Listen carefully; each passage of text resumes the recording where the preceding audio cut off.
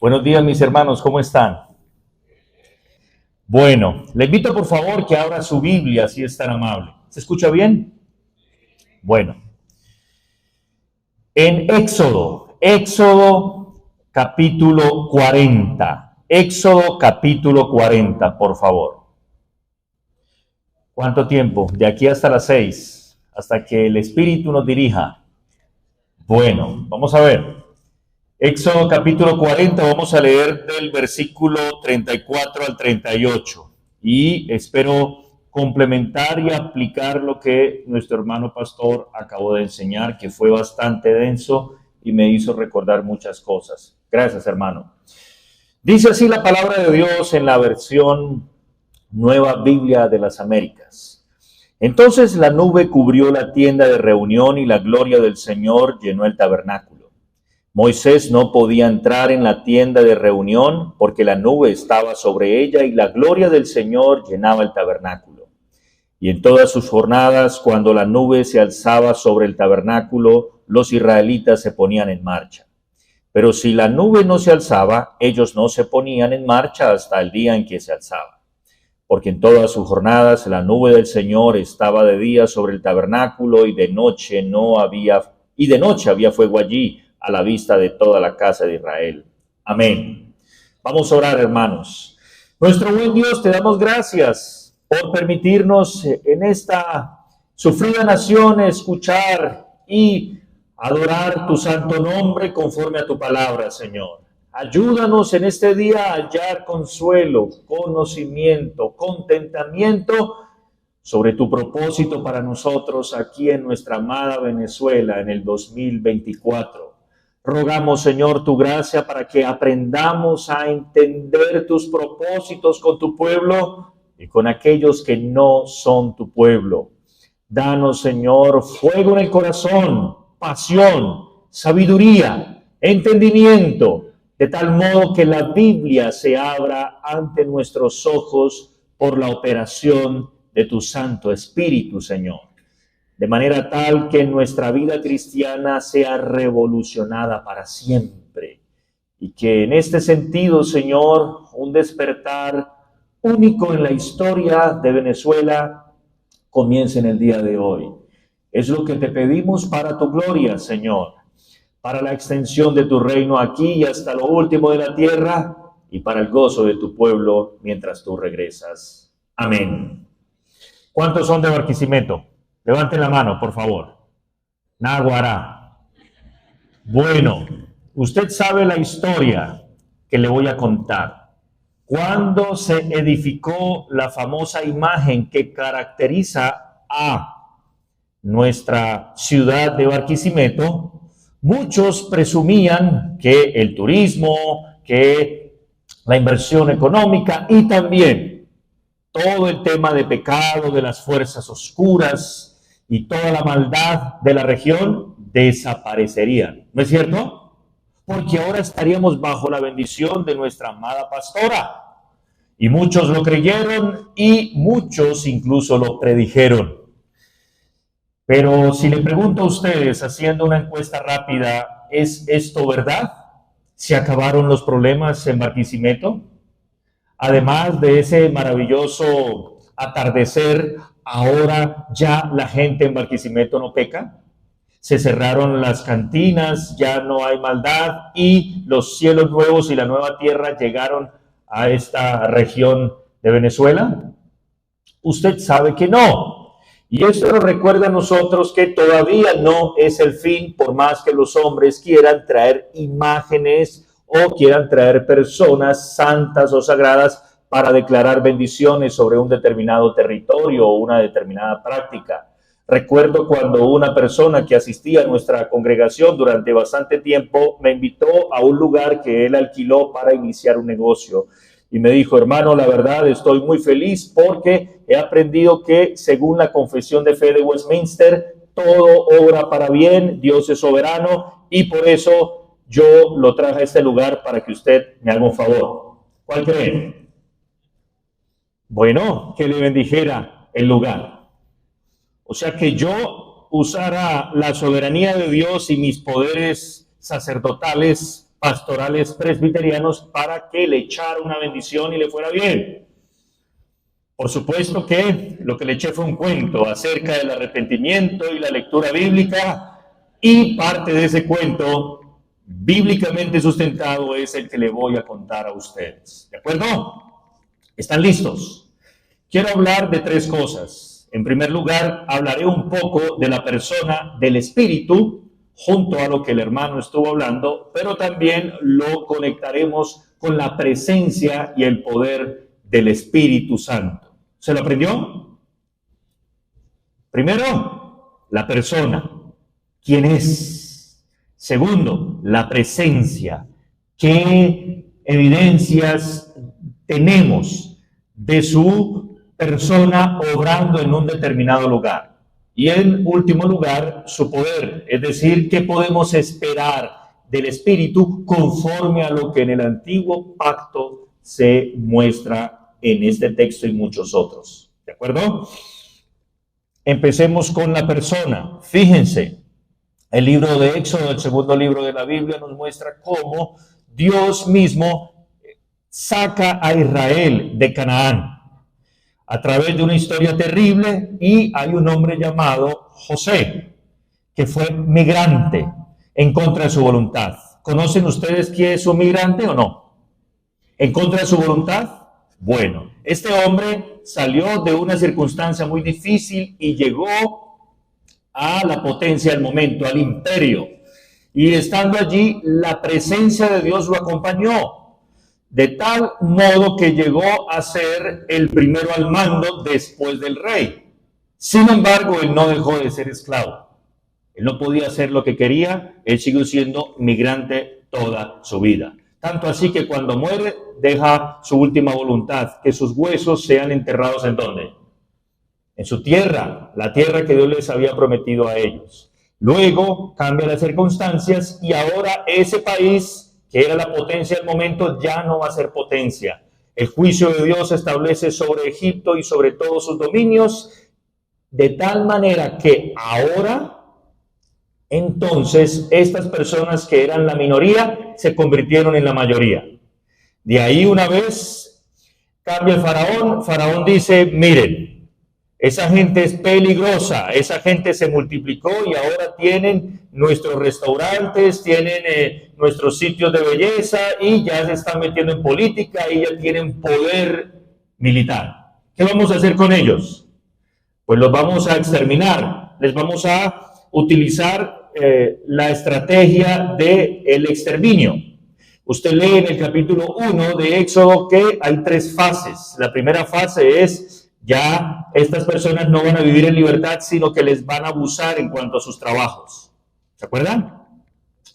Van a empezar a construir las pirámides y las esfinges, o sea, todas estas cosas maravillosas que sabemos del Egipto antiguo. Luego, estas personas todavía se siguen multiplicando, pues entonces viene el otro caso, ¿cuál es?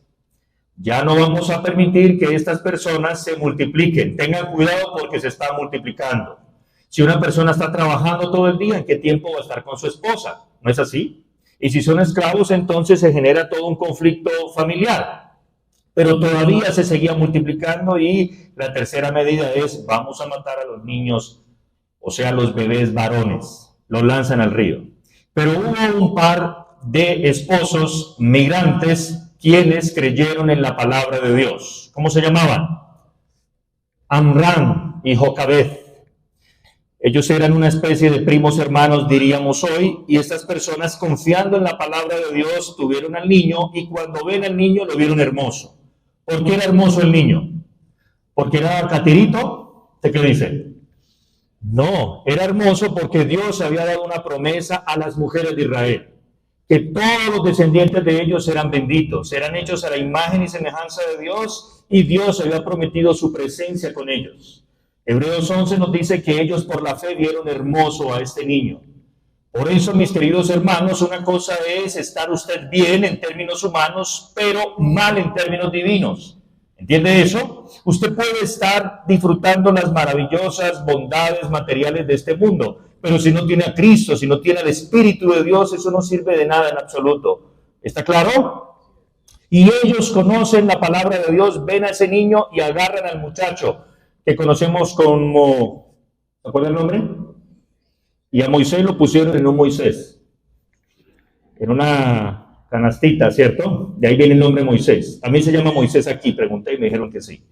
Bueno, y fíjese, el río, que era señal de juicio para estas personas, se convirtió en una señal de bendición, porque a través de ese río vino la salvación para Israel. ¿De qué manera? Un familiar de Faraón estaba bañándose en el río y era un baño ritual. Es decir, era una especie de reina de belleza. Ellas no hacían nada más sino cuidarse. El cabello, las uñas y todo lo demás. Sabemos que el lapislázuli que utilizan las mujeres todavía, algo parecido, ya se utilizaba en Egipto. Y allá encuentra un niño y escucha. Debe ser un niño de los hebreos. ¿Por qué? Imagínense, ¿por qué fue un niño de los hebreos? Bueno, posiblemente porque estaba circuncidado, posiblemente por el tipo de ropa, posiblemente por las facciones. Se dio cuenta, este es un hijo de los migrantes esos. ¿Y qué hizo Dios? En la providencia de Dios se utilizó a este niño para que ella lo prohijara o lo adoptara, y aparece la hermana de él y le dice, mire, señora familiar de Faraón, yo le tengo una gran idea, le tengo el negocio de su vida. Si usted le permite a una señora que yo conozco que es muy buena, se lo puede cuidar. ¿Y quién terminó cuidando a Moisés? La mamá de Moisés, y además le pagaron. ¿Qué tal? Eso solo lo hace el Señor. Y esta historia es el trasfondo para enseñarnos lo siguiente, queridos oyentes. Toda la historia del Antiguo Testamento es la historia de los hechos del Espíritu Santo. Así que ténganlo en cuenta. Si otra persona cuenta la historia sería muy distinta, pero ver esa conexión de cada uno de los eventos es porque el Espíritu Santo inspira al escritor de Éxodo, que es ¿quién? Moisés. Moisés está reinterpretando su vida, no a la luz de su situación política, de lo que tenían y éramos felices y no lo sabíamos y ese tipo de cosas. No, lo interpreta a través de la persona del Espíritu Santo, que le da entendimiento a él para ver retrospectivamente lo que estaba haciendo con su vida. Tanto así que llegó a tener la mejor formación de la época. Nos dice Hechos capítulo 7. Y este hombre pensó que él estaba en su mejor momento. Yo en mi mejor momento, dijo él. Yo voy aquí a resolver porque, por supuesto, Dios me puso a mí para que fuese aquí el mandamás, el que va a traer la libertad para mi pueblo. ¿Y cómo lo hizo? Aplicando las vías de hecho, el poderío humano, político-militar. ¿Y qué hizo Dios? Que eso se convirtiera en algo opuesto hacia él, contraproducente fue para él.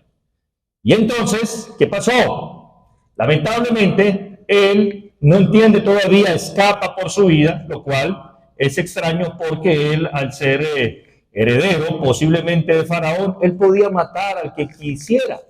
Porque en Egipto un hombre de ese calibre tenía autoridad legal para hacer lo que quisiera. El problema no era ese. El problema es que él lo hizo para defender ¿a quiénes? A los migrantes. Ese era un problema político y él escapa y él piensa que todo se acabó.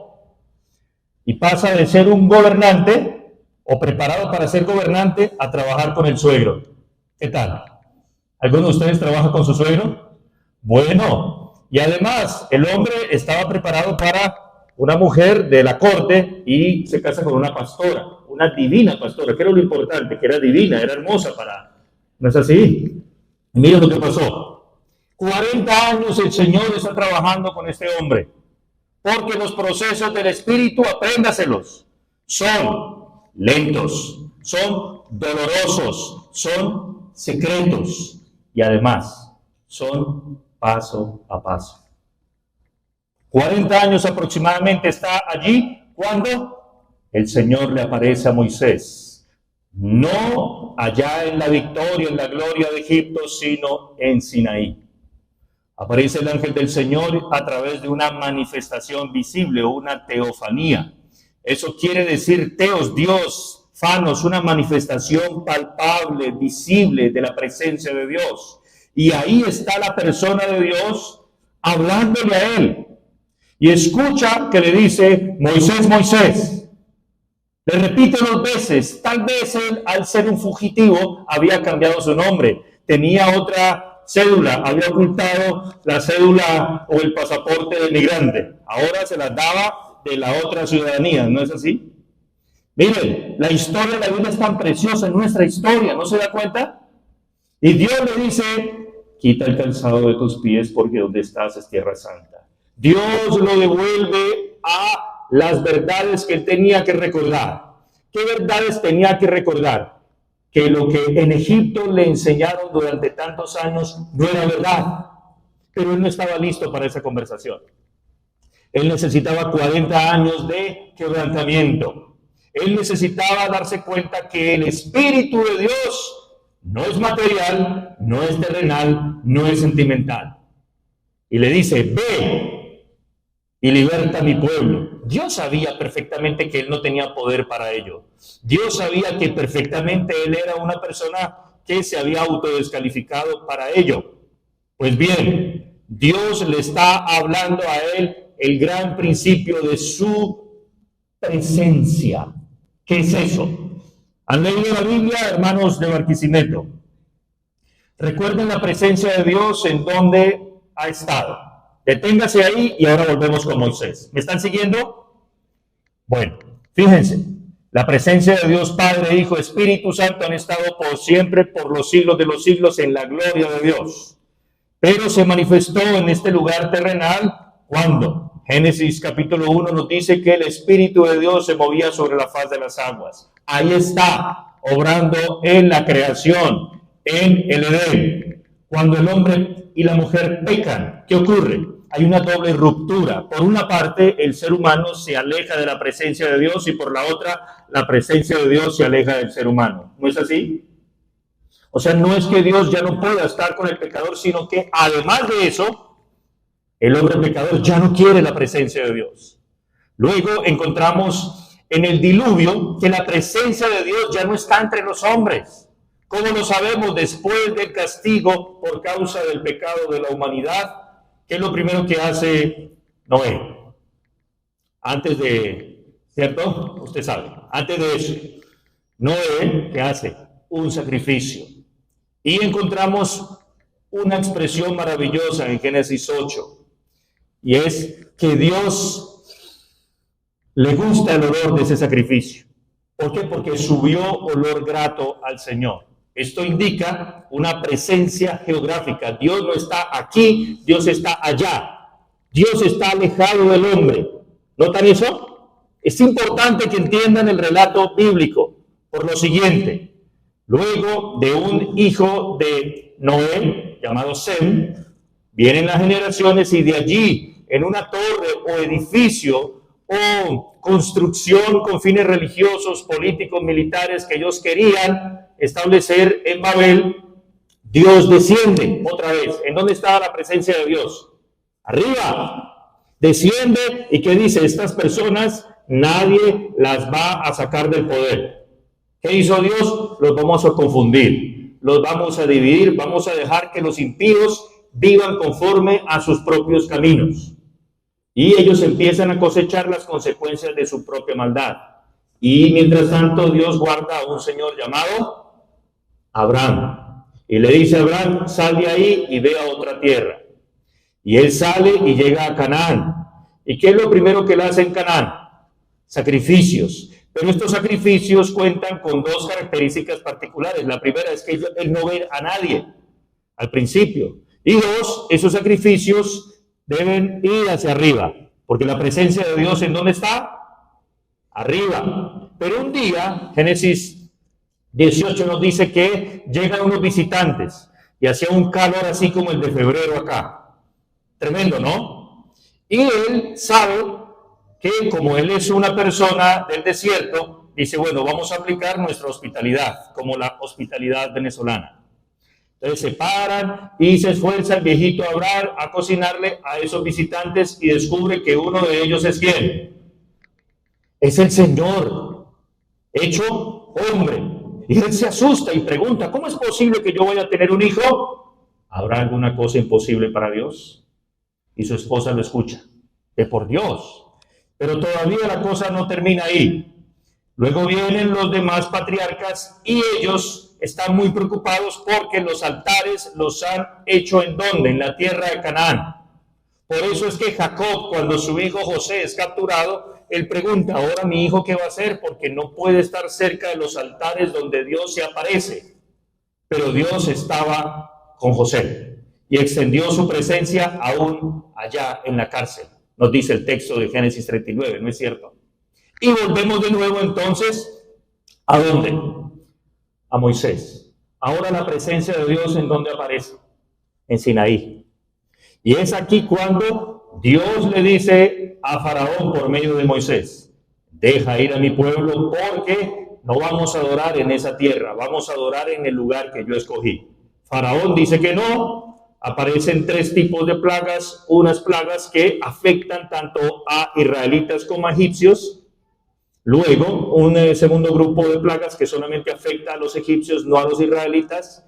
Y una última plaga que afecta a Faraón específicamente y a quienes siguen la línea de Faraón. Esa noche, antes de salir, Dios los prepara a través de un rito diciéndoles que esa noche es única, porque ellos deben recordar que fueron libres. Y fueron libres por el poder de ellos, ¿no es así? Porque ellos se opusieron y se levantaron y se manifestaron, ¿sí? No, porque ellos reconocieron que no tenían absolutamente ninguna clase de salida humana para que tanto ellos como la humanidad entera recordara que un pueblo esclavo, oprimido, solo por la gracia de Dios puede ser libre. Y eso efectivamente ocurrió. Fueron libres. Llegan a Sinaí y Moisés dice, bueno, ¿y ahora qué, Señor? ¿Ahora qué? Ahora vas a hacer aquello que yo quiero que hagas. Y empiezan la construcción del tabernáculo. ¿Hasta ahí me siguen? En el tabernáculo encontramos en el texto que leímos que la nube de gloria descendió y se posó sobre ese artefacto, sobre esa construcción. Entonces, ¿qué encontramos aquí? Que Moisés no podía entrar. O sea, el mismo Moisés que hizo esto no podía entrar después de la nube haber habitado allí. Esto ya nos está recordando que es un lugar santo. Ya no el lugar donde estaba la zarza, sino ahora el lugar donde estaba el arca del pacto. ¿Qué es lo que hace que un lugar sea santo y otro no? La presencia del Dios verdadero. Además, hay unos elementos, escucha bien, que fueron hechos para la adoración en ese tabernáculo. Y aquí, anote bien, aquí es cuando por primera vez se habla del Espíritu de Dios habitando a alguien. No en un profeta, no en un guerrero, no en un maestro de la ley, sino en un artista. ¿Qué tal? Artista para nosotros significa muchas cosas. Por ejemplo, en Colombia, artista depende con el tono que se lo digan, ¿no? ¿Qué artista? Entonces usted más o menos como que me lleva, ¿no es cierto? Me copia. Artista de manera irónica quiere decir una persona que se quiere salir con la suya. Pues en este caso artista es un trabajador manual. Es eso, nada más. ¿Alguno de ustedes trabaja con las manos? Entonces usted cumple las condiciones para ser habitado por el Espíritu como lo fue Bezaleel y Aholiab. Eran personas que hacían trabajo con sus manos, pero con la gran diferencia, ellos lo hacían bien. No lo hacían por el pago. Ay, es que en tal país pagan mejor. ¿Y aquí qué? ¿No debe hacer las cosas para el Señor en cualquier lugar? Sí, para el Señor de verde, ¿cierto? Y si no lo tienes, me besarás como Judas, ¿cierto? Queridos hermanos, note bien que ahí está el principio clarito. La presencia de Dios viene sobre estos hombres que trabajan con sus manos. Y ellos realizan estos artefactos y una vez puestos en el santuario ya no pueden tocarlos más, sino aquellos a quienes Dios les designa un servicio sagrado, que eso es lo siguiente: un lugar santo, un instrumento santo, un servicio santo, objetos santos, pero ellos no podían hacerlo cuando quisieran, había un tiempo santo, o sea, había orden en la vida de ellos. En Egipto todo era controlado por Faraón. Ahora todo su tiempo va a ser controlado por la presencia de Dios. La presencia de Dios se manifestaba y organizaba la vida de ellos. Eso lo llevó en último lugar a un ritual santo. Es decir, ellos debían preparar 6 días, hacer todas sus actividades y el séptimo descansaban. Pero ese descanso significaba dejar de hacer determinadas cosas cotidianas para dedicarse a la adoración congregacional. ¿Qué podemos decir de esto? Clarito, es una, no dos, es una persona, porque habla, se manifiesta, da instrucciones, es lógica, tiene sentido, es santa porque cualquiera no puede acercarse y hacer lo que le parezca. Además es divina en el sentido de ser poderosa, porque cuando la nube descendía ellos sabían que iban a morir. De allí salía fuego y mataba a los rebeldes, que decían, ya me cansé de esto, ya no quiero más caraotas. Sí, y pues eso era lo que el Señor había provisto. ¿Y qué le ocurrió? Murió. Porque mejor lo poco en el temor del Señor que la abundancia, pero de los pecadores. ¿Entiende? Así que aquí concluimos clarito que es el Espíritu Santo el que estaba en el tabernáculo. ¿Está claro? ¿No es así? Isaías 63:14 dice, el Espíritu del Señor les dio descanso y así guiaste tu pueblo para hacerte un nombre glorioso. Isaías 63:14, ¿qué significa eso? Que el Espíritu Santo es una persona. ¿Quién nos guió a través del desierto?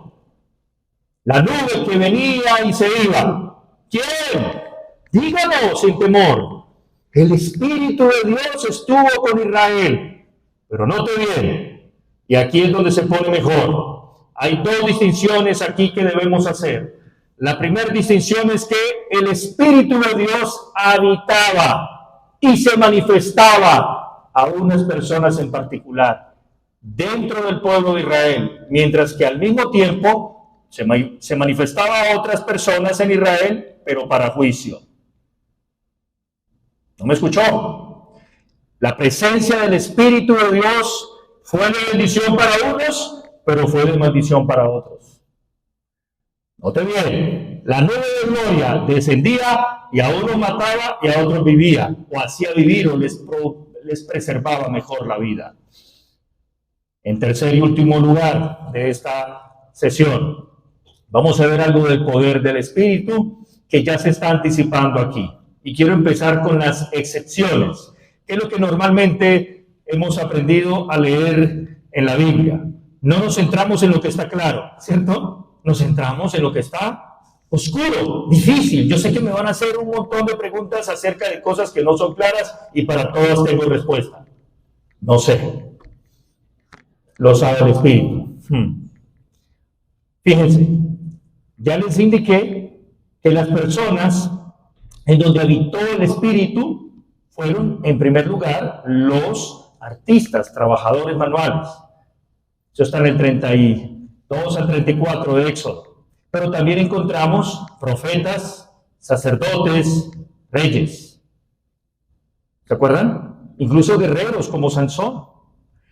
Así que el Espíritu Santo ya estaba mostrando su poder por causa de su presencia en determinados lugares.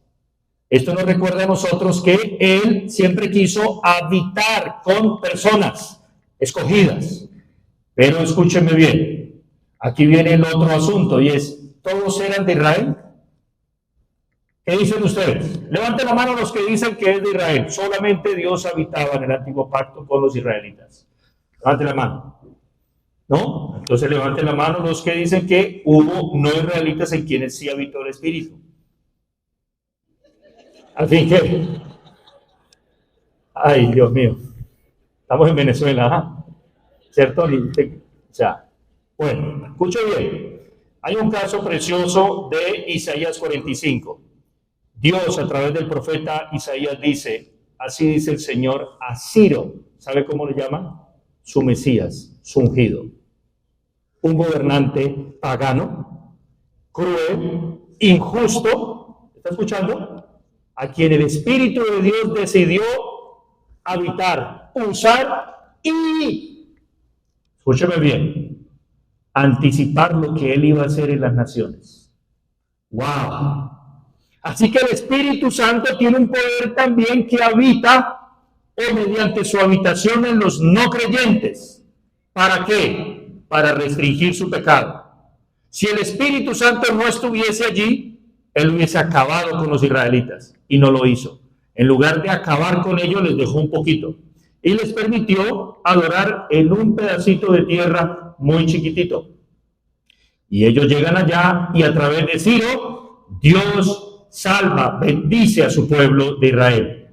Y dice el pasaje, aunque no me has conocido. En otras palabras, hay operaciones generales, dice Juan Calvino, del Espíritu Santo desde el antiguo pacto en gente no creyente que son, primero, para beneficiar al pueblo de Dios. Segundo, para restringir la maldad de los que no son el pueblo de Dios. Y tercero, no para salvarlos, sino para que no quede duda que ellos no quieren creer y terminan condenados. ¡Wow! Tremendo texto, ¿cierto? Ahora pensemos, ¿por qué las naciones no pudieron destruir a ese pequeñito Israel? Por la obra del Espíritu, que restringió el poderío de las naciones. ¿Piensa usted en el Espíritu Santo así? ¿Le enseñaron así? Espero que si no, usted empiece a entender que el Espíritu Santo realmente tiene poder. Y más que hacer sentir escalofrío, más que erizarle la piel o ese tipo de cosas. El Espíritu de Dios es Dios, el Espíritu. Dice Pablo en 2 Corintios capítulo 3. Dios, el Espíritu, da libertad, pero verdadera libertad, total libertad. Y es por ello que vamos a algunas conclusiones que quiero darle a usted. Primero, si ya el Espíritu está habitando aquí en este tabernáculo, ¿qué pasa entonces cuando el tabernáculo o templo es destruido? ¿A dónde vuelve la presencia de Dios? Arriba, donde estaba antes. Por eso es que cuando aparece Juan, el que bautizaba, ¿se acuerdan de él? Juan Bautista. ¿Qué es lo que se predice de él? El Espíritu vendrá sobre él y será lleno del Espíritu desde el nacimiento, como ya lo había sido Samuel y Sansón. Así que no es nuevo. El Espíritu de nuevo va a estar sobre este hombre y él es el primero que predica sobre el bautismo del Espíritu. ¿Quieren saber qué significa eso? Sí, el bautismo del Espíritu, esa es la segunda sesión. Así que no se la pierda después del receso. Pues lección número 1, cuando Juan el que bautiza aparece, él dice, yo no conocía quién era el Mesías, pero quien me mandó a bautizar en agua me dio una señal. Sobre quien veas descender al Espíritu y permanecer sobre él, clave esa palabra, permanecer sobre él. ¿Quién es él? Él es el que bautiza con el Espíritu. ¿Su nombre cuál es? Jesús. Segundo, Moisés no pudo entrar al tabernáculo. ¿Por qué? Porque la presencia de Dios estaba allí. En cambio, Jesucristo, en quien habita permanentemente el Espíritu, ¿qué pasó?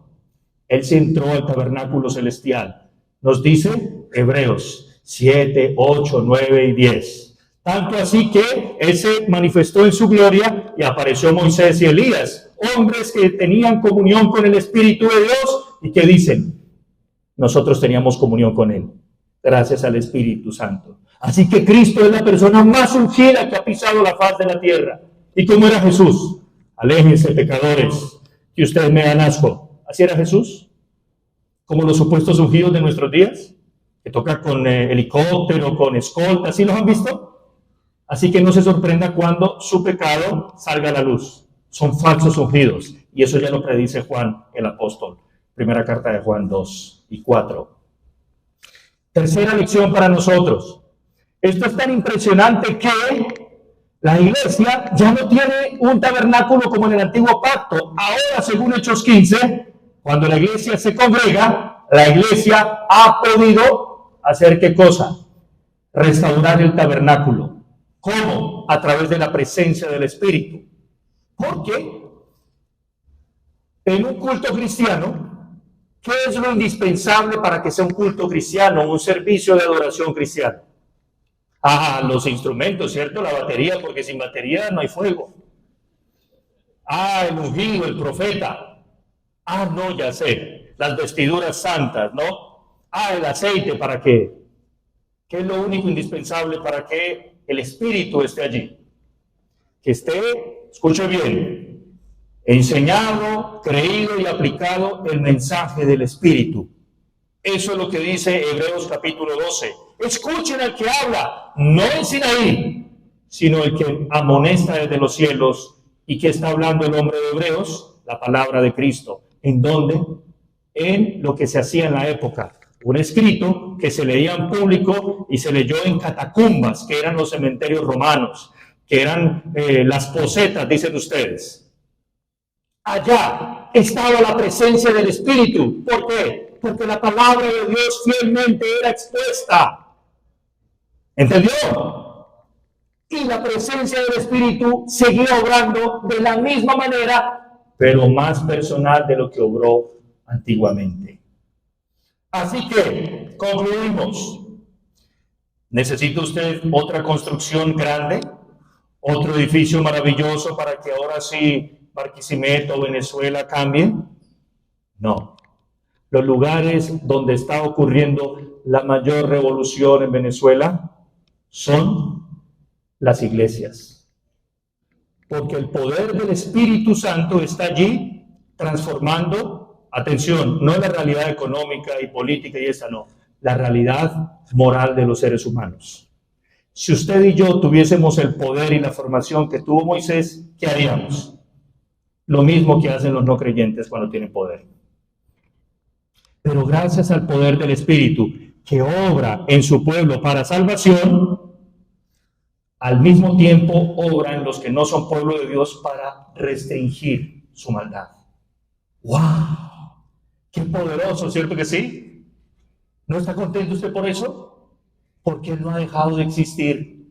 Si Él guardó a Israel, que eran más poquitos, más pequeñitos y más débiles, y no tenían redes sociales, escúchenme, los va a guardar a ustedes y va a guardar a cualquier cristiano en cualquier situación difícil que viva en este mundo para la honra y gloria de su nombre. Amén.